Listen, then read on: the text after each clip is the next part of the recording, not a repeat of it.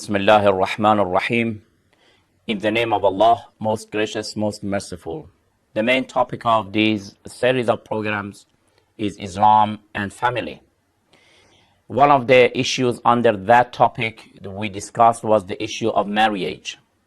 And we talked about the necessity of marriage, the benefits and blessings of this matter.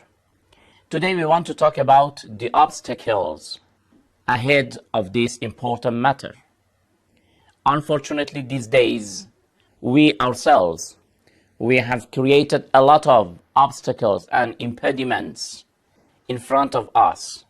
And these problems prevent the youth to welcome the issue of marriage. And they try to escape from it. What are these obstacles? One of the obstacles is the issue that we should control and we should moderate our expectations. Sometimes the parents have a lot of expectations. They are looking just materially to the matter. They don't consider that now this young boy and young girl, they need to marry. They forget this very necessary matter and they just look at material issues. For example, when a boy has come for a girl, the parents of the girl, they try to look whether the boy has enough budget for this matter or not. Is he a rich person or not? Can he afford the expenses of the life or not? Can he provide this girl with a good house, for example, with a luxurious life? These matters have become very prior for the parents of the girl.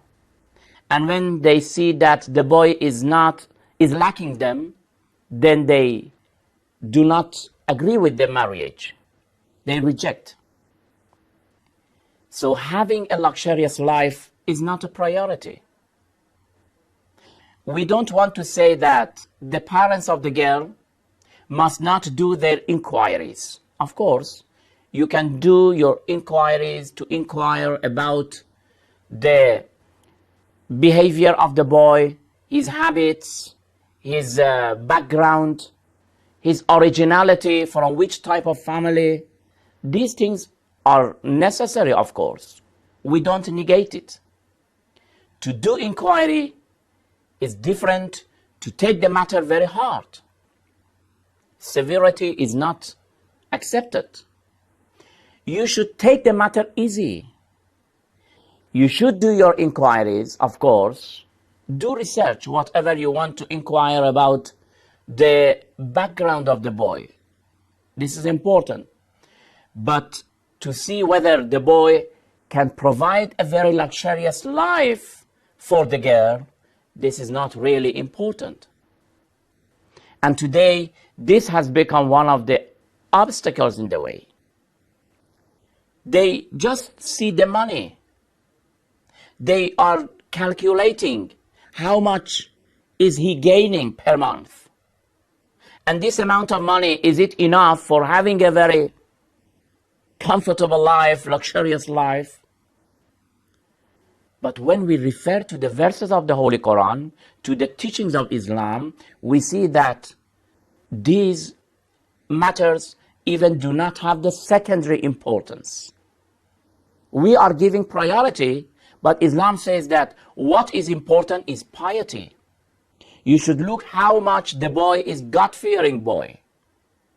How much is he a good faithful, a good believer? If really he is a God-fearing boy, then you should make sure that Allah subhanahu wa ta'ala will not leave him, will not forget him, will provide him from the ways that even he cannot imagine. Look at and listen to this verse of the Holy Quran in chapter 65, verses 2 and 3.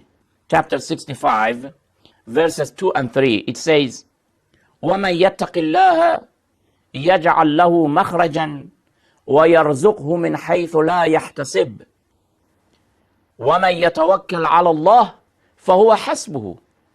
The translation is that, and he who regards piety in Allah's way, he will make a way for him to get out of the hard situations.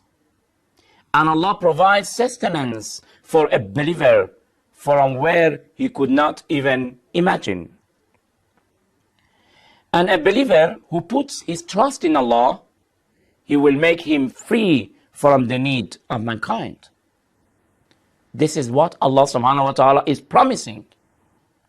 We should rely on Allah. We should trust in Allah subhanahu wa ta'ala.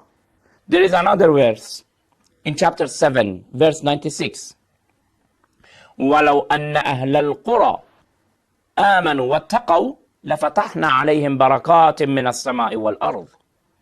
And if the people of the towns had believed and tried to be pious, we would have opened upon them gates of blessings from the heaven and the earth.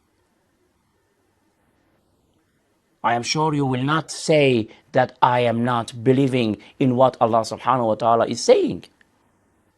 I am sure you will trust in Allah if really we trust in Him. Therefore, you should not be worried about the expenses of the life. Allah subhanahu wa ta'ala will provide. This is what He has promised. And we have other verses which say the same things. Therefore, brothers and sisters, what is important is that we should fear of God. We should be faithful. We should be true believer. If the boy has these characteristics, then you should agree with the marriage. Allah subhanahu wa ta'ala will provide with the expenses of the life. The blessings of Allah will be showered upon them. You may trust in His wealth, in His money, but then you will fail. But those who trust in Allah, they will be successful.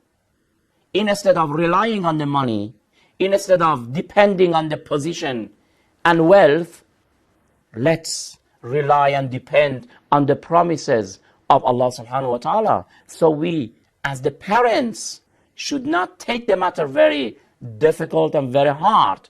We should take it easy. Of course, we should do the inquiries about the background of the boy. But when we come to the matter of material issues, money and other things, this we should just leave it to the hand of Allah subhanahu wa ta'ala. And Allah subhanahu wa ta'ala will not leave His servants alone, inshallah. We will continue with other topics about the matter of marriage, inshallah. Until then, thank you very much. Wassalamu alaikum wa rahmatullahi wa barakatuh.